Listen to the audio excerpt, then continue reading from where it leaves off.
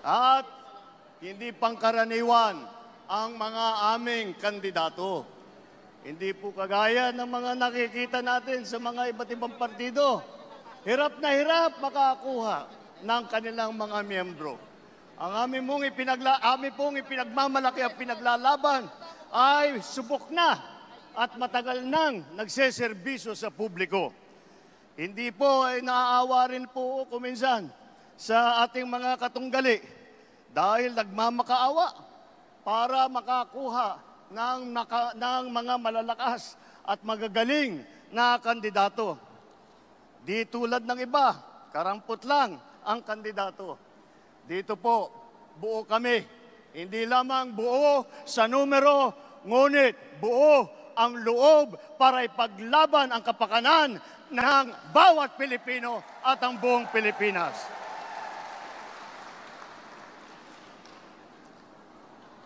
Kaya naman, nagtataka nga ako, parang yung mga iba na naging kandidato, nag-deliver lang yata ng suka, nabigyan na ng certificate of candidacy. Dahil walang ikukumpara sa ating mga kandidato. Kapatid natin na Iglesia ni Cristo, suportahan si Congressman Dante Marcoleta. Pero kung akala nila mahina na ang pamilya Duterte, nagkakamalihin sila dahil ang taong bayan ay puro Duterte supporters.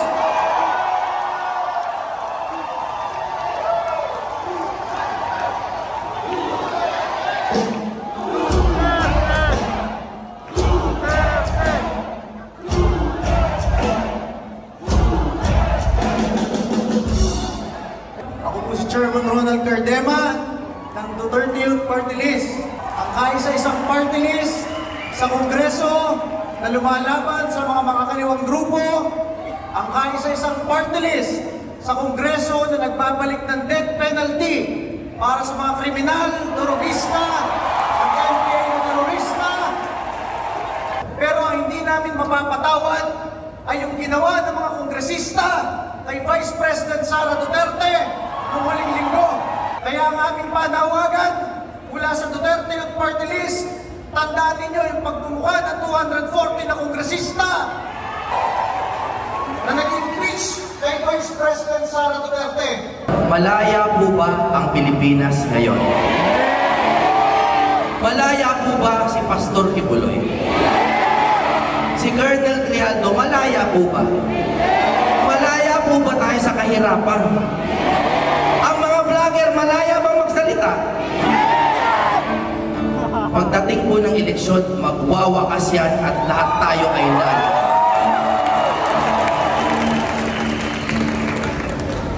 Kay tagal na natin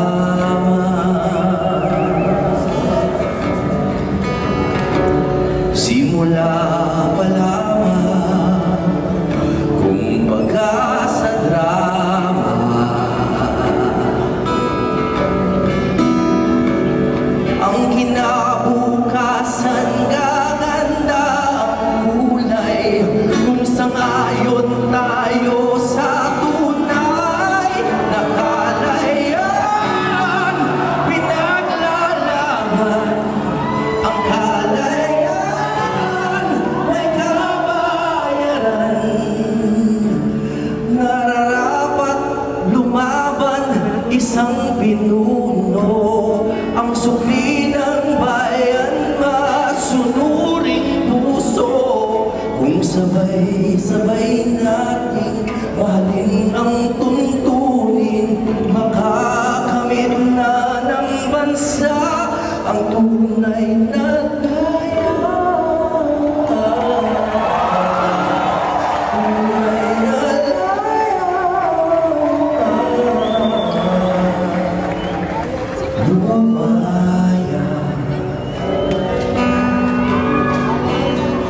Kailan ba natin makikilala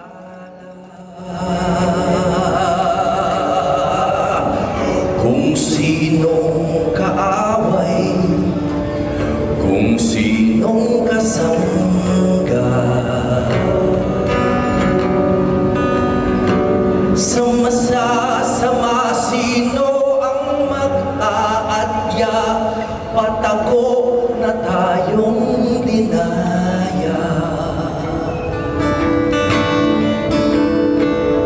Ang kalaban natin ay butas na batas, lambat na may takas ang mga marahas. Kung nagdurusa ang mabubuting tao, ito ba ang tinatawag nyo na kalayaan? Pinaglalaban ang kalayaan, may kabayaran. Nararapat lumaban isang pinuno, ang sukli ng bayan, masunuring puso. Kung sabay-sabay nating mahalin ang tuntunin, makakamit na ng bansa ang tunay na laya. Tunay na laya.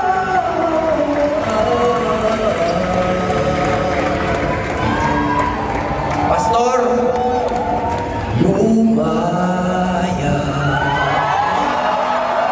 Maraming salamat po! PDP Laban Straight! Senator Pato de la Rosa! Senator Bongo! Ibe! Salvador! J.B. Hito! Raul Ambino! Ang inyong lingkod! Senator Rodante Marcoleta! At Pastor Apollo C. Kibuloy!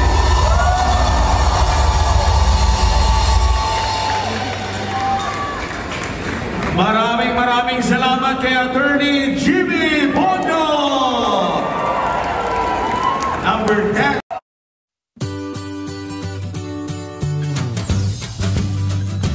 One hand on.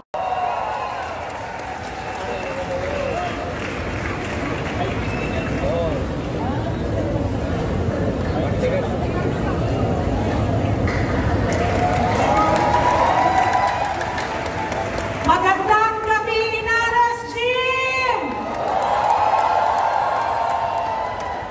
Magandang gabi, Pastor Apollo C. Kibuloy. Alam ko nanonood ka.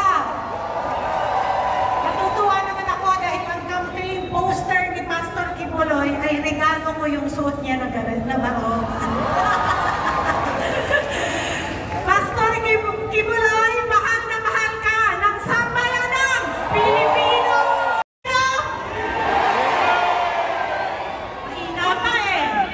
Papayagan na natin ang sinabi ni Bongbong Marcos na dual zero sa Senado!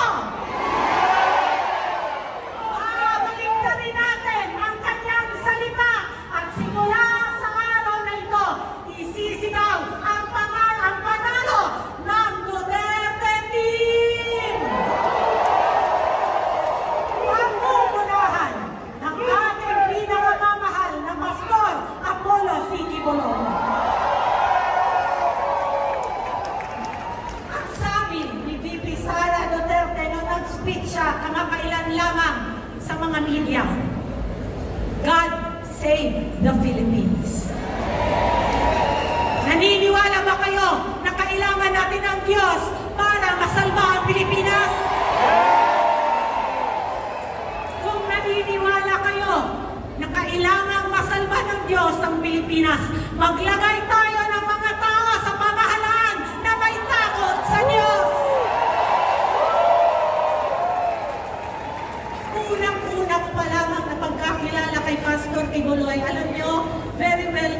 Pastor Kibuloy sa amin doon sa Mindanao.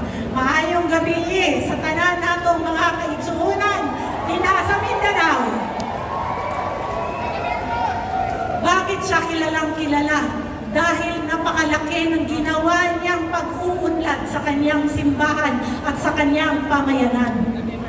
Ang kanyang kontribusyon sa Pilipinas at sa Davao ay hindi maipagkakaila ng kahit sino man. At ito ang ehemplo na kanyang dadalhin kapag siya ay naupo na sa Senado. Sinisiraan nila si Pastor Kibuloy dahil lamang nagbigay ng plataforma kay Pangulong Duterte para sabihin ang tunay na kalagayan ng Pilipinas. Siniraan nila at yung mga patay ng kaso ay binuhay muli. Pwede ba yun? Team sa Butuan City. Sa Davao City po, yan sa Barangay Cogon Gym, Bicol City, Turil Gym, Davao City, Barangay na Pilipina Gym, Agum City. Mahalaga po ang araw na ito pagkat ngayon ang opisyal na paglulunsad natin sa kandidatura ng inyong pastor. Marahil maraming nagtatanong sa inyo, bakit naman tayo sa itong panibagong misyon ng hinirang na anak. Alam ninyo, ang aking pong calling at ang lahat ng aking mga layunin at lahat ng mga kaganapan sa aking buhay, itong lahat ay may basbas at may kalooban ng dakilang Ama. Kaya ako po ay nagpapasalamat. Ako ay nauunawaan ninyo kahit na ang panahon natin ngayon ay glorification era. Ito ay kabahagi na ng glorification era na mayroong mga panibagong misyon na binibigay ang dakilang Ama sa akin na kung minsan ay hindi pa natin nauunawaan sa pasimula. Ngunit ang direksyon ng aking buhay ay talagang papunta doon na kahit ako sa pasimula ay hindi ko nga alam. Ngunit ang sabi ng banal na aklat, the steps of righteous man are ordered by the Lord. So lahat ng ating mahakbangin, itong lahat ay may mga pagkakaloob ng Diyos na hinirang niya at kanya itong mga kalooban. Tulad nung ako ay nasa pasimula pa lang ng aking paglilingkod, ministry, ako ay nasa denominasyon. Alam ninyo kung saan ako nanggaling. At naging matagumpay ako sa aking pagiging evangelist sa denominasyon yon hanggang sa ang lahat na yata ipagkakaloob ng nila sa akin sapagkat naging matagumpay ako sa aking misyon sa pagiging evangelista ko sa mga panahon yon sa aking denominasyon hanggang mantong sa panahon na parang lahat ibibigay na nila sa aking kamay ang tugatog ng tagumpay. Ngunit sa kalagitnaan noon sa hindi inaasang pagkakataon ay kinuha ko ng dakilang Ama. Nagkaroon ng problema. At to make the story short, umantong nga ako sa hitbog na hindi ko inaasahan na kung ako lang ang masusunod, labag sa aking kalooban yon. Pero may kapangyarihang humahatak sa akin, papunta doon at pinili ko ang kanyang kalooban na laman ko siya talaga.